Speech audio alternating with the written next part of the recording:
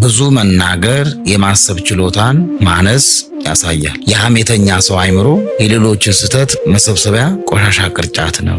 ስለ ሌሎች መጥፎ የሚያወራል ሰው ስለ አንተም ለሌሎች መጥፎ ነገር ማውራቱ አይቀርም ፈጥሮ ማለት ነው። ጥበበኛ ሰው የሚናገረው የሚለው ነገር ስላለው ነው። ሞኝ ሰው ግን ለመናገር ያህል ብቻ ይናገራል፣ ሰዎች ሲናገሩ ብቻ ስላየ ማለት ነው። ምላስህ ከእግር ቀድሞ እንዳያዳልጥህ ተጠንቀቅ። ከመናገር በፊት 2 ጊዜ አስብ፣ ይጠቅማል አይጠቅምም። ምክንያቱም ቃላት እንደ ፍላጻ አንዴ ከወጣ በኋላ አይመለስም፣ ይወጋል ማለት ይሰብራል ነው። መጽሐፈ ምሳሌ ምዕራፍ 20 ቁጥር 19 ላይ እንዲህ የሚል ቃል አለ።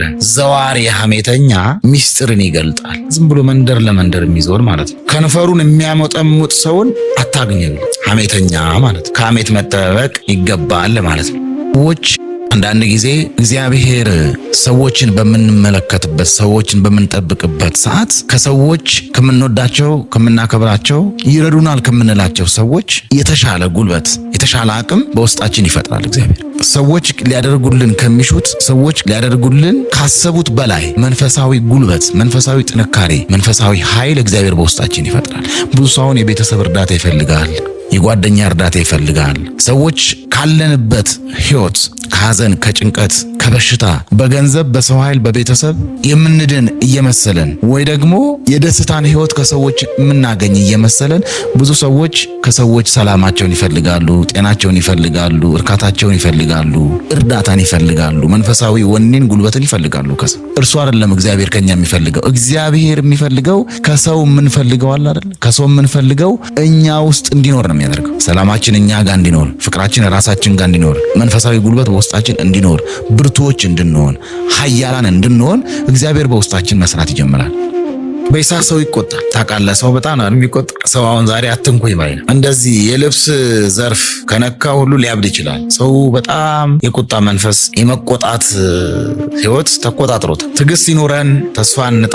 አንድ ምሳሌ ልንገርህ። ምንጩ መጽሐፈ መነኮሳት ነው። አንድ ቁጡ መነኩሴ ነበር። እንደው አትንኩኝ ባይ ዝም ብሎ የሚቆጣ። ውሃ ቀርቶ አኖረ ቤቱ፣ ሰይጣን ደፋበት። አሁንም አኖረ። 2 ጊዜ ሰይጣን በምታት ውሃውን አፈሰሰበት። በምታት ነው። በሶስተኛው ደግሞ አፈሰሰበት የቀዳውን ውሃ። በጣም ተቆጣ መነኩሴ። ከማን ጋራ ነው ምኖረው ብሎ ውሃ የቀዳበትን ቅሉን ሰባበር። ሰይጣኑም ሳቀበት። ትዕግስት አጣ።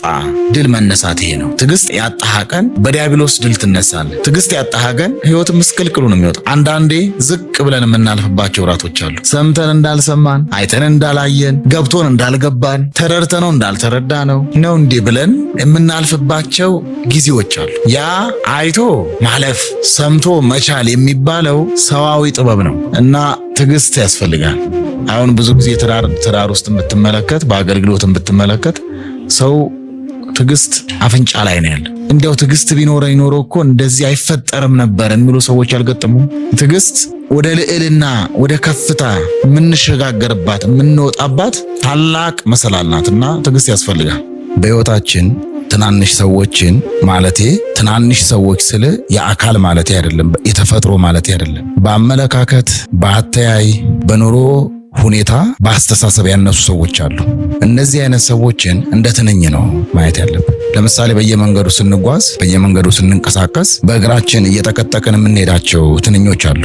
ማናስተውላቸው ናቸው። ትናንሽ እይታ ያላቸው ሰዎች በሆነውና ባልሆነው መንገድ ሰዎችን ጠልፈው ለመጣል ብዙ ርቀት ሲሄዱ ታያለ። ለእንደዚህ አይነት ሰዎች አይደለም እያሰብካቸው ወይ ደግሞ ጊዜ ሰጥተህ ስለነሱ ጉዳይ ልትጨነቅ ቀርቶ ከነመፈጠራቸው መርሳት ነው ያለብህ። በተለይ እድገትህን ለማቀጨጭ፣ ጉዞህን ለማደናቀፍ ሰይጣናዊና መርዛማ አመለካከት ይዘው የሚንቀሳቀሱትን ሰዎች እግዚአብሔራዊ መንፈስ የሌላቸው ሰዋዊ ምልከታ የሌላቸው እንደ እግዚአብሔር ባያውቁህ እንኳን እንደ ሰው የማይረዱህን ሰዎች መርሳት ነው ያለብህ። ልክ እንደ ዝሆን ማለት ነው። ዝሆን አሉ ትልቅ ድልድይ ይሻገራል አሉ። ከዚህ በፊት ነግሬ ሊሆን ይችላል። እና ትንኝ እዚህ ጆሮ ላይ ትቀመጣለች በዝሆን ጆሮ ላይ። ዝሆን ከውፍረቱ የተነሳ ከኃያልነቱ ከብርቱነቱ የተነሳ ሲራመድ በሞገስ ነው እና የሚሻገረውን ድልድዩን አነዋወጠው። ዝሆን ድምፅ አሰማ። ድልድዩ ሲጢጥ አለ። በዚህ ጊዜ ትንኝ አያ ዝሆን ነቀነቅ ነው አይደል? አለች። በዚህ ጊዜ ምንድን ያለው ዝሆን? አይደለም ይህንን ድልድይ ልታነቃንቂ ቀርቶ አይደለም የዚህን ድልድይ እንደው ከብደሽው ልታነቃንቂው ይቅርና ከነመፈጠርሽንም አላቅሽም አላት። ስለዚህ በመንፈሳዊ ሕይወታችን፣ በማህበራዊ ሕይወታችን፣ በተለይ በመንፈሳዊ አገልግሎታችን ትንኝ የሆኑትን ሰዎች ማራቅ አለብን። ከነመፈጠራቸውን መርሳት ነው። ትንኝ ብዙ ጊዜ ተለጣፊ ናቸው። የትንኝ አመለካከት ያላቸው ሰዎች ትንሽ ናቸው። ትንሽ አመለካከትን ያላቸው በትንሽ ሁኔታዎች ላይ ታጥረው ያሉ ናቸው። ልክ ይሄ ሀበል ብለውት ሀብሎ ለበል ሲሉት የሚያለቅስ አይነት ምልክት ያላቸው ሰዎች ናቸው። ትናንሽ ሰዎች እንደ ትንኝ ናቸው፣ ተለጣፊ ናቸው፣ በሰው ትከሻ ላይ ተጭነው የሚኖሩ ናቸው። ስለዚህ መንፈሳዊ ጉዟችንን፣ ስጋዊ ሕይወታችንን፣ መውጣት መግባታችንን ለማሰናከል የሚሮጡ የሚገቡ የሚወጡ የሚያርፉ ሰዎችን ቦታም ሐሳብም ጊዜም ሁኔታም አለመስጠት፣ እግዚአብሔራዊ ማንነትን መጠበቅ፣ ስጋዊ ሕይወትን ማቃናት፣ ከሰዎች ጋር በሰላምና በፍቅር መኖር። እንደዚህ አይነት ትንኛዊ አመለካከት ያላቸውን ሰዎች ግን ምላሽ መስጠት የለብህም። ለነሱ ከቻልክ መጸለይ፣ ደግ ልቡና እንዲሰጣቸው፣ ጥሩ አመለካከት እንዲኖራቸው መጸለይ ነው ያለብንና ብዙ ሰዎች በእንደዚህ አይነት ሰዎች ሕይወታቸው ሲበላሽ እንመለከታለን። ትናንሽ አመለካከት፣ ትናንሽ ሐሳቦች ያላቸውን ሰዎች እነርሱን እያሰብክ ያንተን ትልቁን ራእይን፣ ትልቁን እቅድህን፣ ዘላለማዊ መንፈስህን በትናንሽ ሰዎች፣ በትናንሽ አመለካከት ባላቸው ሰዎች ማበላሸት የለብህም ለማለት ነው። ሁላችንም ማስመሰያዎች ነን። ማስመሰል ከባድ በሽታ ነው። ማስመሰል ማለት እንደ ስልክ ከቨር ማለት ነው። አንተ አሁን የምታወራው በስልክህ ነው ወይስ በከቨሩ ነው? በስልክህ ነው የምታወራው። ከቨሩ ምንድን ነው? ቢወድቅ እንዳይሰበር መከላከያ። ማስመሰል ማለት በሸሚዝ ላይ ኮት መደረብ ማለት። ይህ ማለት እውነተኛ ማንነትህን ቀብረህ እውነተኛ ሕይወትህን ሰውረህ ዕለት ተዕለት የምታደርጋቸውን መንፈሳዊ የጉዞ ሂደቶችን በየዕለቱ የምታከናውናቸውን ዕለታዊ ተግባሮችን ሰውረህ ለግልህ የራስህ ዓለም በሰዎች ዘንድ ደግሞ ሌላ ዓለም የምትገልጥበት መርዛማ ሕይወት ማስመሰል። በእርግጥ ኢትዮጵያ ውስጥ ሳያስመስሉ መኖር ይከብዳል። እውነት ብትናገር ሐሰተኞች የኛ ነው እውነት ብለው ያንተን እውነት ጠምዝዘው አንተን ሐሰተኛ ያደርጉሃል። ለምሳሌ በይሁዳ ሕይወት እኮ መመልከት ነው። ይሁዳ ጌታን ሸጠው በ30 ብር አይደል? ለሕማም ለሞት አሳልፎ ለስቅላት ሰጠው። ተመልሶ ግን አጠገቡ ቁጭ ብሎ ይበላል። ማስመሰል እንደ ይሁዳ ነው። እንዲያውም አንዳንድ ሰው አንተ ይሁዳ ነህ ይላል። በእጄ እየበላ በእጄ እየጠጣ ሁሉ ነገር አድርጌልህ እንዴት ታደርገኛለህ አንተ ይሁዳ ነህ የሚሉ ሰዎች አሉ። ሁላችንም ይሁዳዎች ነን ለማለት ነው። እስኪ ንገረኝ፣ ሳያስመስል የሚኖር አለ? ሁኔታው ነው እንደዛ የሚያደርገው ህዝባችንን። እውነቱ ልንገርህ፣ አሁን እውነት ብትናገር ከዚህ ከበሩ አታልፍ። ክርስትና ግን እውነት ነው። አምላካችን ክርስቶስ ምን አለ? ነገሩ እውነት ከሆነ እውነት ነው፣ ሐሰት ከሆነ ሐሰት ነው በሉ ብለዋል። በዚህ ህይወት ለመገለጥ በእውነት ማንነት በተለያየ ቦታ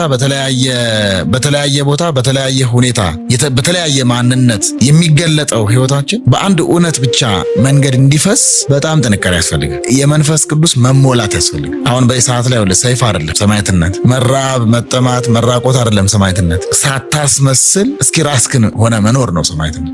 ከከሌ መልእክት ተቀብለናል፣ ምጽአት ደርሰዋል፣ ክርስቶስ ይመጣል ብለው ብዙ ጊዜ በቤተክርስቲያን ስም ሰዎች ሲያወናብዱ ኖረዋል። ጌታ የሚመጣበት ቀን ማለትም ዕለተ ምጽአት ይታወቃል አይታወቅም? በነገራችን ላይ ምጽአት የሚባለው ወይ ደግሞ የክርስቶስ መምጫ የሚባለው ክርስቶስ በቅዱሳን መላእክት ታጅቦ ለፍርድ የሚመጣበት ሰዓት ብቻ አይደለም። ለሰው ልጅ ሞቱም ምጽአቱ ነው። የሰው ልጅ በምድር ላይ የመኖሩ ነገር የሚያከትመው መቼ ነው? ነፍስ ከስጋው ሲለይ ሲሞት ነው አይደል? ያም ለሰው ልጅ ምጽአቱ ነው። የክርስቶስ ምጽአት ወይ ደግሞ የክርስቶስ መምጫው አይታወቅም፣ ማንም አያውቅ። በማቴዎስ ወንጌል ምዕራፍ 24 ላይ አምላካችን ክርስቶስ እንዲህ ብሎ ተናግሯል። ወበእንተሰ ይእቲ ዕለት ወይ ይእቲ ሰዓት አልቦ ዘየአምራ ብሏል። ያችን ዕለት የሚያውቃት ማንም የለም። ይህ መላእክተ ሰማይ በሰማይ ያሉ ሰራዊተ መላእክት፣ ሊቃነ መላእክት፣ ነገደ መላእክት አያውቋትም። እነ ቅዱስ ሚካኤል፣ እነ ቅዱስ ገብርኤል፣ ሌሎቹ መላእክት በጠቅላላው መላእክት አያውቋትም። ብቻ ምጽአት ሲደረግ አብረው ነጉደው ይመጣሉ ለምስጋና እንጂ አያውቋትም ማለት። ወኢ ወልድ አለ የሰው ልጅም ቢሆን የሰው ልጅ የተባለው እኛ ነን።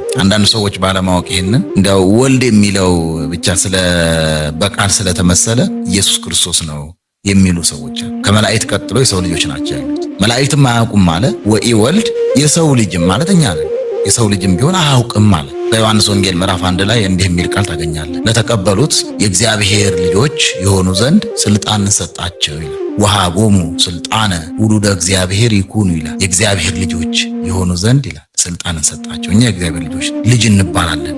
ምናልባት አንዳንድ ነጋዴዎች ዕለተ ምጽአት ቀርቧል። ከበረሃ አባቶች ሰምተናል፣ መልእክት ተቀብለናል። በዚህ ጊዜ በዚህ ወር ምጽአት ይደረጋል፣ ክርስቶስ ይመጣል ብለው ብዙ ሲያውጁ ኖረው። እነዚህ ነጋዴዎች ናቸው፣ የሃይማኖት ነጋዴዎች ናቸው። በክርስቶስ ስም የሚነግዱ ሸቃጮች ናቸው። እነዚህ ሊቃውንት ምን ብለዋል መሰለ? ክርስቶስ የሚመጣው በመጋቢት ወር ነው፣ ዕለቱ እሁድ ነው፣ ጊዜው መንፈቀ ሌሊት ነው ብለዋል። እና እንደዚህ ከሆነ እንዴት አይታወቅም ካልከኝ፣ ብዙ ወርሃ መጋቢት አለ፣ ብዙ እሁድ አለ፣ ብዙ መንፈቀ ሌሊት አለ። የሌሊት ግማሽ በየትኛው ሰዓት አይታወቅም። በዚህም ሆነ በዛ ክርስቶስ የሚመጣበትን ቀን ከባህሪ አባቱ ከአብ ከባህሪ ሕይወቱ ከመንፈስ ቅዱስ ከራሱ በቀር የሚያውቅ አንድም የለም። እዚህ ላይ አንድ ነገር ብቻ ልጨምርልህ። ወልድ የተባለው ኢየሱስ ክርስቶስም ነው። በሌላ ትርጉም የመጀመሪያው ትርጉም ወልድ የተባለ እኛ ነን፣ እኛ የሰው ልጆች ልጅ የተባልን እኛ ነን። በሁለተኛ ትርጉም ወልድ የተባለ ኢየሱስ ክርስቶስ ነው። እንዴት ኢየሱስ ክርስቶስ ዕለተ ምጽአትን አያውቅም? የሚመጣበትን ቀን አያውቅም? አንዳንድ ሰዎች ይህን ሲሞጉት ሳያለ አያውቅም ብለው። ለምሳሌ አንተ አሁን ከቤት ተነስተህ ስትመጣ እዚህ የት እንደምትደርስ ታውቃለህ። መዳረሻህን ሳታውቅ ከቤት ተነስተህ ትመጣለህ። በዚያውስ ላይ በዮሐንስ ወንጌል ምዕራፍ 10 ቁጥር 30 ላይ እንዲህ የሚል ቃል ታገኛለህ። አነ ወአብ አሐዱ ንሕነ ይላል። እኔና አብ አንድ ነን ይላል። በማወቅ በጥበብ በመፍጠር በመግዛት ይህን ዓለም በማሳለፍ ሁሉን ነገር በማድረግ እኔና አብ አንድ ነን። እንደገና በዮሐንስ ወንጌል ምዕራፍ 16 ላይ ዘቦላ አቡየ ዚአየ ውእቱ፣ ለአባቴ ያለው ሁሉ የኔ ነው። ስልጣን፣ ጌትነት፣ ሙት ማስነሳት፣ ዓለም ማሳለፍ፣ ዓለም መፍጠር፣ ካህሊነት፣ ኃያልነት፣ መግቦት ሁሉም በአባቴ ዘንድ ያለው አለ የኔ ነው። ወልድና አብ በባህሪ አንድ ነው። ጾሙ እያለቀ ነው። ሆድህ እየተራበ አንደበትህ ሌላውን የሚበላ የሚያማ ከሆነ ጾምህ ለስጋህ እንጂ ለነፍስህ አይደለም። ሊቃውንት አጋንንትም አይበሉም አጋንንትም አይጠጡም፣ ነገር ግን ክፉዎች ናቸው ይላሉ። በጾሙ ጊዜ ሳይቆርቡ ስጋ ወደሙን ሳይቀበሉ መዋል ከግብዣ ቤት ደጃፍ ደርሶ ሳይበሉ ሳይጠጡ የመመለስ ያህል ይቆጠራል። ስለዚህ ከመጨረሻው ሳምንት በፊት ማለትም ከትንሣኤ በፊት ራስን መመርመርና ለቅዱስ ቁርባን ማዘጋጀት ግዴታ ነው። በጾምህ ምክንያት የተረፈህን ገንዘብ ለራስህ ሌላ ቁሳቁስ መግዣ ሳይሆን ለድሆች መስጠት አለብህ፣ ጾም ነውና። ካልሰጠህ ግን የድሆች ድርሻ የሰረክ ሌባ ነህ ይላሉ አባቶቻችን። አዲስ ወታገኘ በእግዚአብሔር ምሕረት ተጎበኘ ውበት